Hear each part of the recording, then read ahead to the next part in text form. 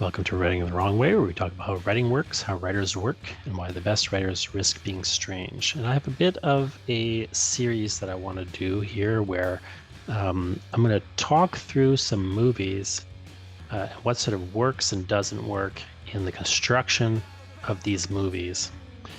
And I'm going to start with Jack and Jill.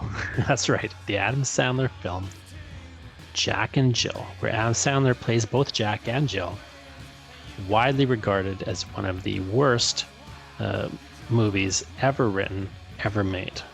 So why might you want to watch Jack and Jill and study Jack and Jill if you are a writer trying to write something good, either a good screenplay or even just a good prose fiction, a good novel? What can we learn as writers from Jack and Jill? Well, I think there's two things that we can learn. Number one, of course, we can learn what not to do. It's often very instructive to look at examples that don't work when you're looking at fiction, film, stories of any type.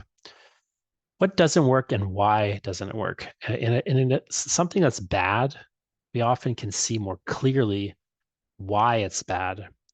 Whereas something that's very, very good, often stories that are well constructed are trying to hide their construction as part of their craft. They're trying to get you to go along with it, suspend your disbelief, and so on. All the cliches of getting immersed and wrapped up in a story. Well, those are actually, if that's happening to you, if you really are getting drawn into a story, it's because the writer has constructed, or the filmmakers, if it's a movie, have constructed the text in such a way that you're not noticing its construction. They've done a very good job of hiding the construction. But in a bad example, in a bad story, a bad movie, a bad novel, the writer just doesn't have the ability on some level, or just has failed to do this. The writer has failed to do the work properly of hiding from you how the thing is constructed. In fact, how it's constructed keeps getting in the way of your enjoyment of it. So for that reason, bad examples I find are really great. Also, I got to say, I do kind of have a pleasure that I get out of watching Jack and Jill. I really do recommend you watch Jack and Jill if you're a writer trying to learn how to write movies or write anything, because one, is so bad, it's unreal, and it's just sort of fun and fascinating on that level. But two, there's actually a lot of good stuff buried in Jack and Jill. And so I will go through some of that as well and sort of give this film a little bit of the credit that maybe it, for good reasons, hasn't gotten. So come with me, as we learn what there is to learn from Adam Sandler's movie, Jack and Jill. In every family, there's one person who drives you a little crazy. I gotta pick Jill up at 4 in the morning. She comes once a year and she's leaving on Sunday. However, there's no escaping it when it's your sister. How we doing? Your twin sister. Are you going bald? Huh? No. You're getting fatter, and your hair doesn't realize it needs to cover more face. Okay. From the producers of Just Go With It and Grown Ups. And Jill are so alike. We are nothing alike, I promise you. She isn't shy. Do that! And she isn't leaving. I put a little list together of things I want to do. Beach, horseback riding. Let's go! Oh my God! Seriously, honey? Can't you try a little harder? She's your sister. Please don't destroy my pool.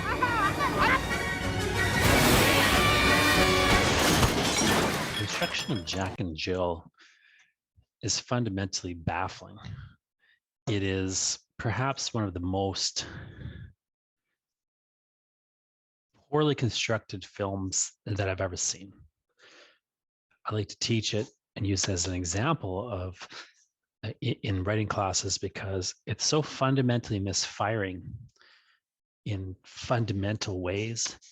And yet Jack and Jill has within it almost everything that you would need in order to succeed. It has a fundamentally simple, clear premise, very high concept premise. The premise, of course, is classic, comedy vehicle premise. We have the idea that Jack and his twin sister Jill are in a situation, a dynamic, a relationship dynamic where, Jill loves Jack. Jack can't stand Jill, finds her annoying. So all that was required for comedy to develop. All that we need to do is get a cast of people around this premise, get Jack and Jill in a room. Jack wants to get rid of Jill, but of course, it's the holidays. Like all families, right? That maybe don't see eye to eye are stuck together for the holidays. They compound the situation. Not only does Jill, live across town, she lives far enough away, she's got to fly in. Jill is arriving for the holidays, right? And then we start to get, as the film goes on, these little developments and escalation of that conflict. Jill has come on an open-ended ticket. She doesn't have a clear return date, and she intends to stay, to overstay her welcome. Jill, of course, is thinking that, Jack won't mind. Well, she realizes he would mind, but she wants to stay. She's hoping to kind of turn him around. We have a situation that has so much simplicity to it, and then they have to sort of add these interesting layers of development. They've had this they've got Al Pacino somehow. They've got this whole subplot with Al Pacino, which I'll get into in a minute, which is a fascinating subplot in various ways. But everything that's the overall shape of this story, I want to point out, is very excellent, brilliant, simple shape, and it should work. Jack can't stand his sister Jill, but she's there for the holidays. As the holidays go on, it becomes clear that she doesn't intend to leave when they're over.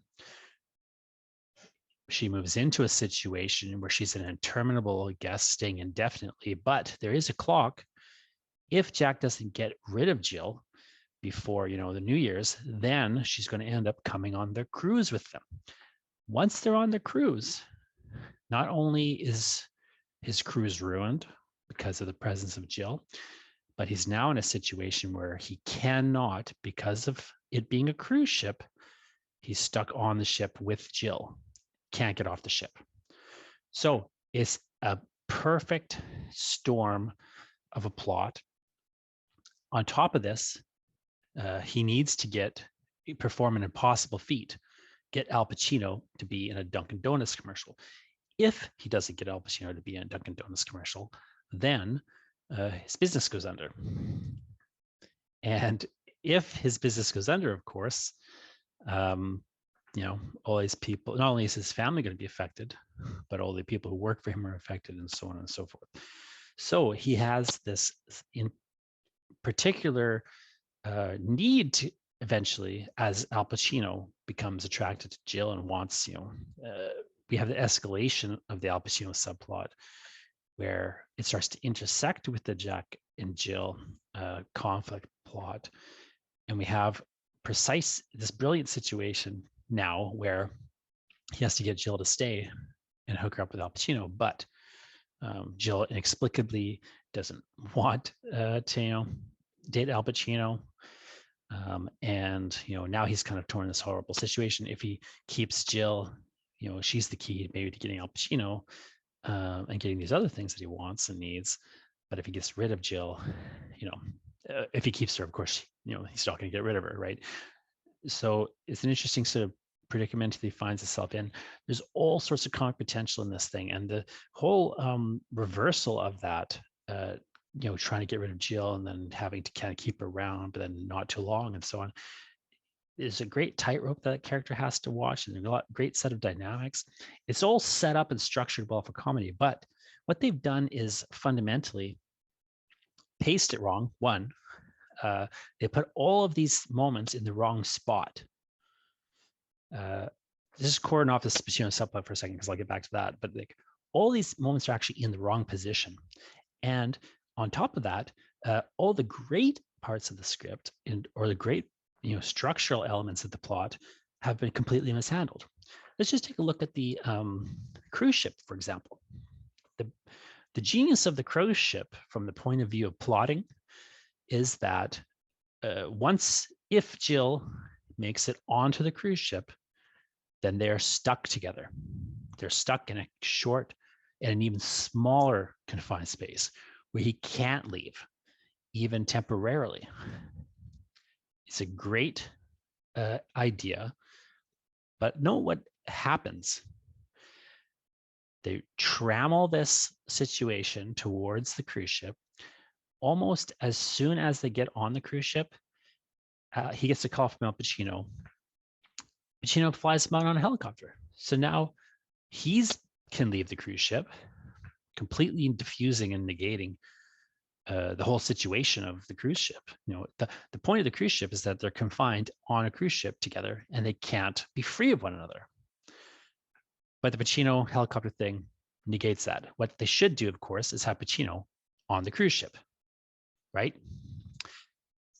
The other thing that happens in the cruise ship, notice that not only does he need Pacino to, he gets away because Pacino comes and picks him up in a helicopter as he dresses Jill and all this stuff. But then notice what happened after Jill's talked to him on the phone and he comes back to the cruise ship and he wants to apologize to Jill. He's told that she's already left. How does she leave? How does she get off the cruise ship? Do you see? They completely just, the cruise ship is such a great concept and it has so much promise and potential. It's an innate escalation of the core conflict that the proximity to Jill is creating stress and anxiety in his life.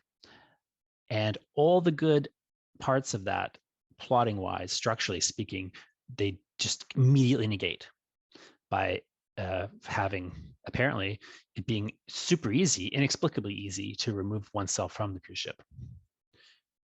On top of all this, if we backtrack a bit, note that I say the premise has this inherent comic potential. It has if you like Adam Sandler and you want to see Adam Sandler playing two people, right?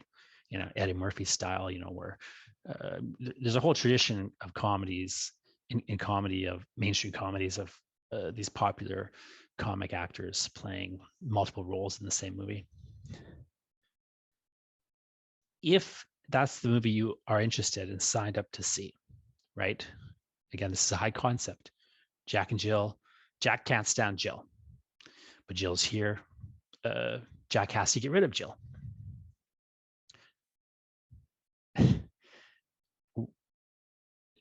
I want you to just think for 1 minute. Just stop and sit and think. I'll give like a little bit of space in this video for you to do this. Think for a second try to think of one thing that Jack does to try to get rid of Jill.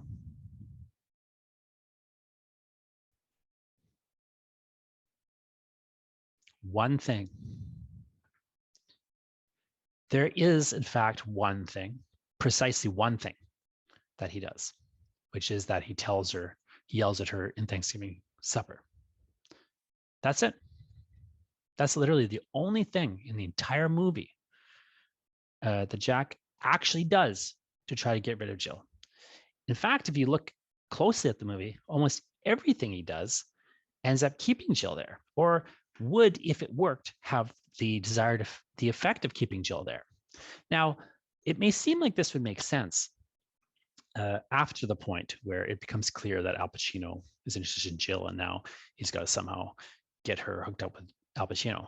But even before that point, the things that he does, like trying to find Jill a date, imagine if that had gone well. He signs Jill up to the dating site, then eventually puts her on Craigslist and so on. The logic he has here is that, well, if Jill had a partner, someone else to be with, she wouldn't want to be around here. But what's the thing of the flaw of that logic?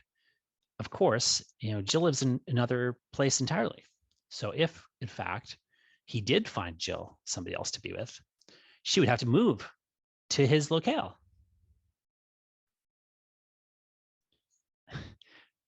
it's such a violation of the high concept.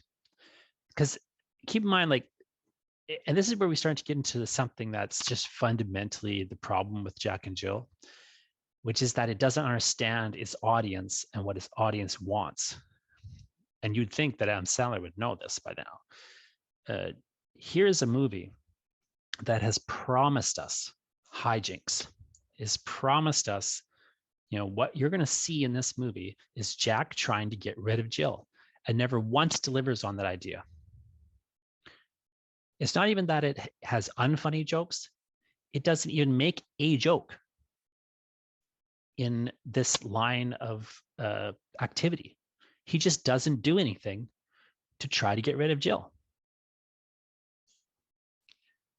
The other more extreme example of the audience mismatch is very hard to see, but it is weirdly connected to the best thing about this movie, which is Al Pacino.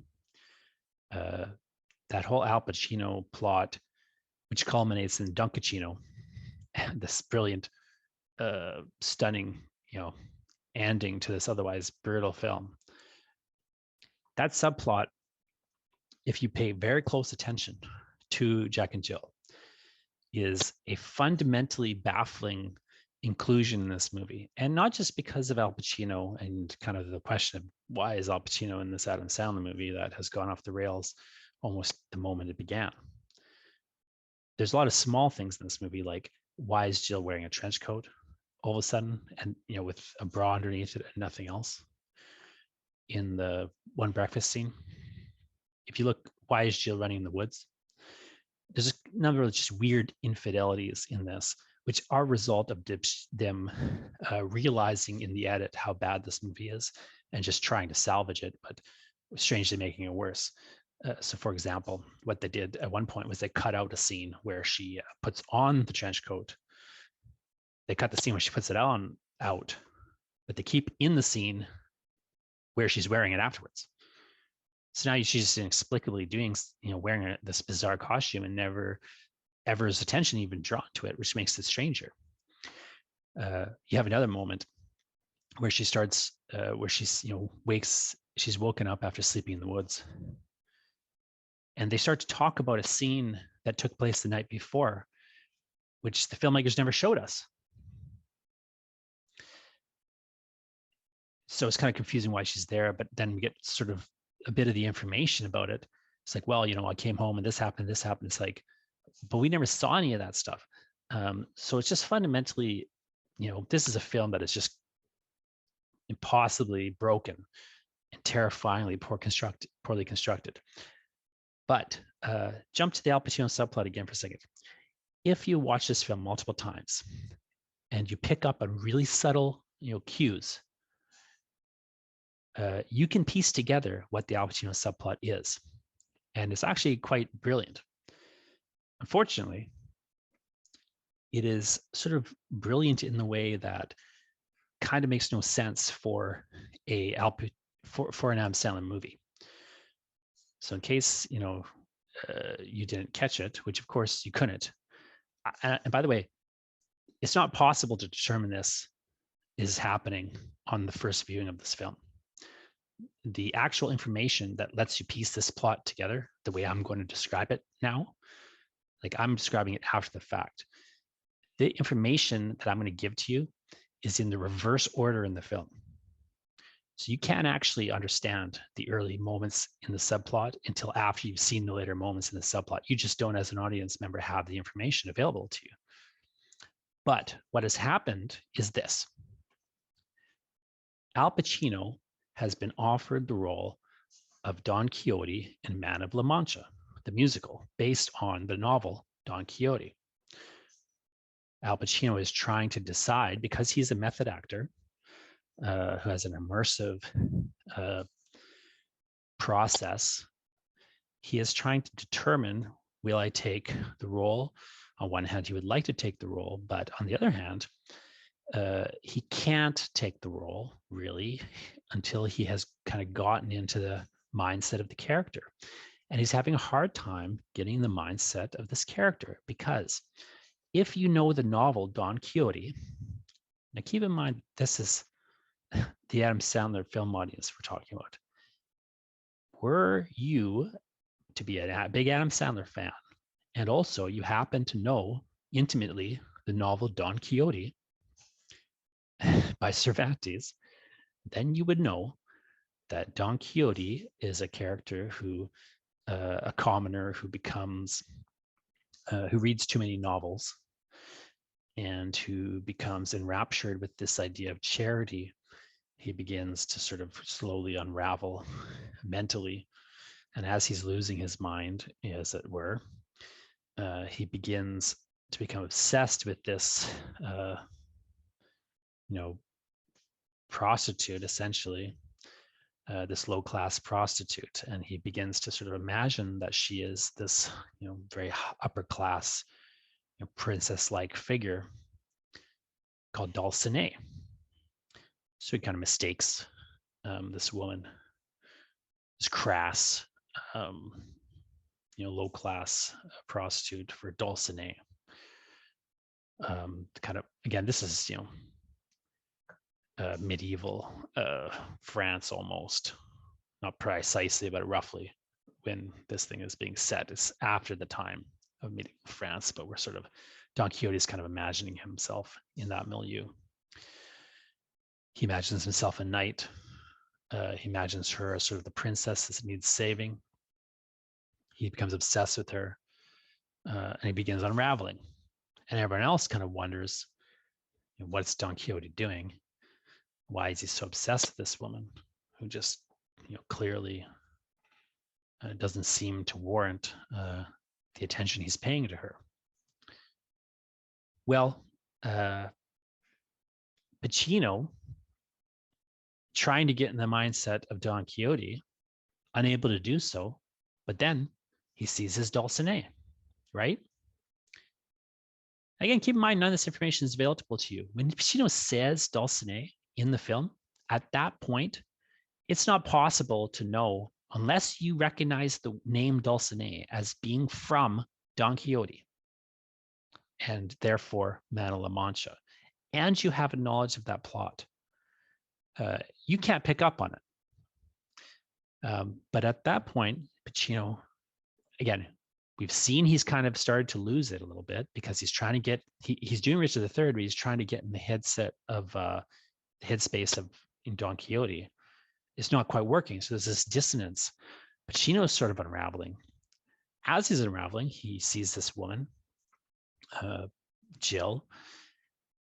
He kind of, like Don Quixote, recognizes her as his Dulcinea, becomes obsessed with her and pursuing her. Eventually, all these, the fact that he tries to bring her to a castle, like all these things are like the things that there's very subtle moments in the film where, again, in an Adam Sandler film where subtlety has no place, we have these very subtle moments where this very complicated, highly literary subplot is being developed. Eventually, this culminates, of course, in the very end of the film, where Jack and Jill are kind of in the bar and there's this whole altercation. Pacino comes in dressed in full knight regalia with a spear and starts to stab at the ceiling fan.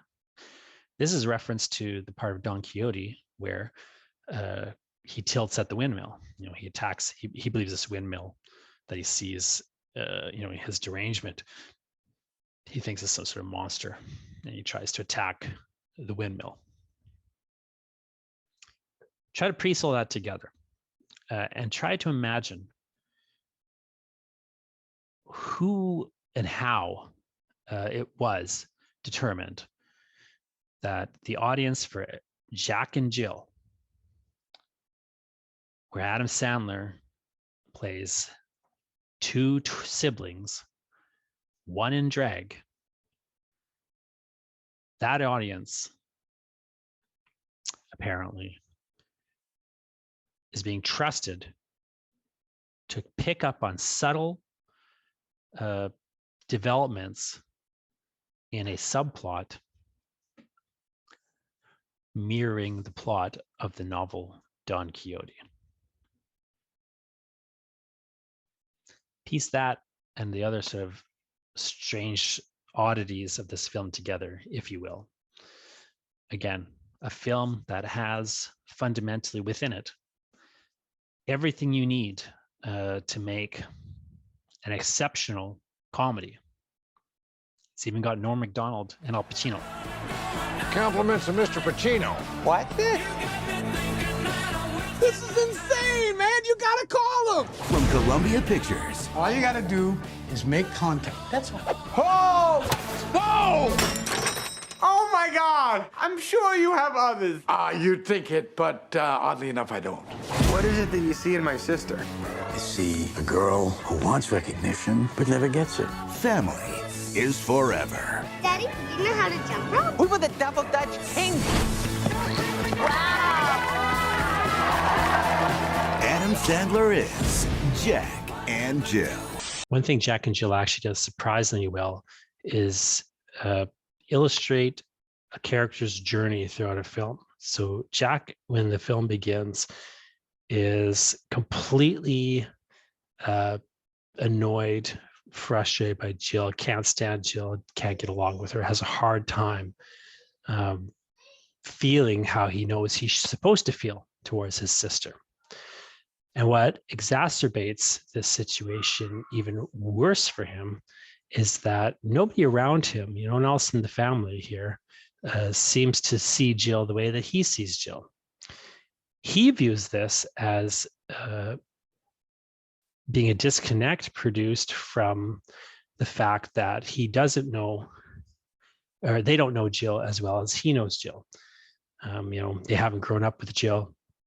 They haven't had to spend as much time together with her. Therefore, they see her as, in a more positive light than he can manage to view her. And then as the film goes on, he becomes progressively more frustrated by this seeming disconnect. Does no one else understand that Jill is this annoying? This reaches its height with Al Pacino, where Al Pacino becomes, kind of obsessed with Jill. Jack ascribes this to he can't understand it at all, but he ascribes it. He sees the explanation in,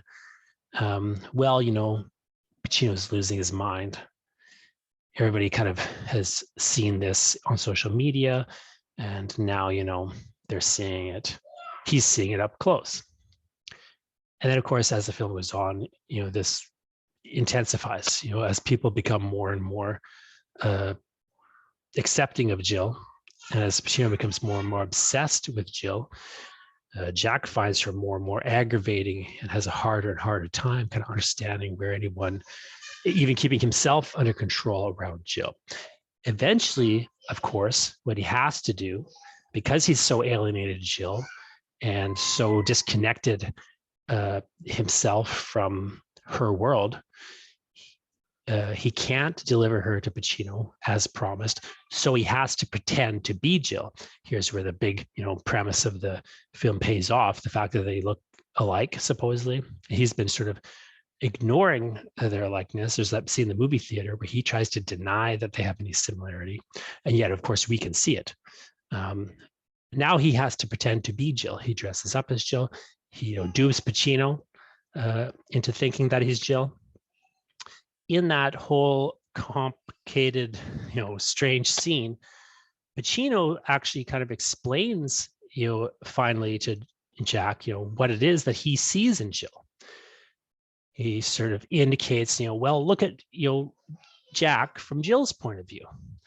And he illustrates for Jack, for the first time, all the things that Jill couldn't articulate because she was too nice and she just, loved her brother too much to say to him how she really, how her life had really been because of Jack, and how he had kind of always gotten the attention that she didn't have. And she never, begrudged him it, but, it was sort of a lack in her life. Luckily, she had Jack to fill that lack. But that's what hurt so much when Jack, pushed her away. So finally, Jack gets to see Jill from Jill's point of view through, of course, the intermediary of Al Pacino.